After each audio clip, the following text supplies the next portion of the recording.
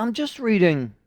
Somebody says, Michael, after your interview with the school principal this morning, that was Steve Hart, yes, it seems even more reason that the pay equity debate is no longer relevant. Women are now free to explore any profession, doctors, lawyers, etc., as mentioned, says Ellen. Absolutely. Listen, you know my views on pay equity.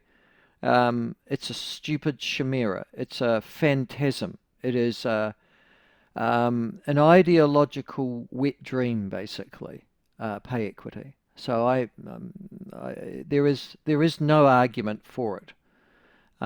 You're paid what the market pays you, and if women are seeking to improve their employment and career aspects, well, they are not disadvantaged by entering any profession. I'd often use primary school teachers, though, as a really good example of they, under the old rules, gosh, even under the new rules that are being proposed for pay equity, will be able to make and lodge a pay equity claim that is erroneous and specious at best, and is the deliberate or is the end or consequent result of men being driven as a matter of policy and culture out of that profession. If I was to take you back to the mid 1960s or even mid 1970s, for example, and take you to an average state primary school in this country, you would see a mix of genders and it would not be anything particularly remarkable. Roughly, if you looked at the school teachers, they were half male, half female. This is at primary schools. If anything, it went slightly more male at secondary school. Now, if I was to take you into an average state primary school in this country, you would see possibly the only male in the particular school would be the caretaker. You might find the occasional other male sitting on their own in the staff room or saying, volunteering to go outside at lunchtime because, good grief, the last thing he wanted to hear was a rundown of the latest Netflix pop somewhere. So all I can say is that men have been hounded out of the profession, and it's an uncomfortable place to a man to be. Seriously. I mean, just, you're a male. I'm a male school teacher. I'm going into a primary school. I'm the only male teacher. I'm sitting in the classroom with a whole group of women.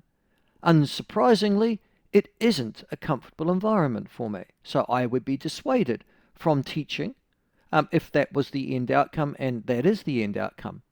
For a long period of time, decades, teachers' colleges had a policy that men weren't very good primary school teachers and would actively, and I'm aware, through personal circumstance, not my own, but somebody else's that was very close to me, being denied a role at a teachers' college in New Zealand, and this is the 1980s, for Pete's sake, because he came from a boys' boarding school, and was told by the interviewing panel that they considered that an inappropriate background. There was nothing about his character, or his personality, or his desired profession to be a school teacher. There was nothing about his marks. He just came from the wrong school to become a primary school teacher. And then, once teachers' colleges were taken over by the Marxist-Leninists that went through university sociology and education departments in this country, it got worse, not better.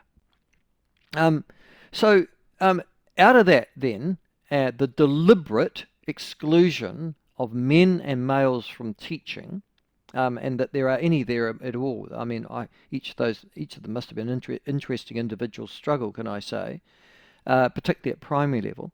But out of that, you would then have a whole group of people who would have qualified to go to the government and say, pay us more money, we're women. We have a mess of our profession, of our vocation, being women. The 90% of us, maybe 90% plus. Pay us more. Because, yes, but wait on.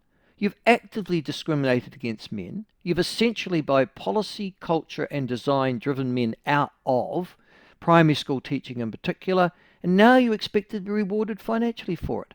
Bugger off. Anyhow, those are my thoughts on pay equity, but I just have to say, yes, for those, and certainly the primary profession is a brilliant example of why it shouldn't exist.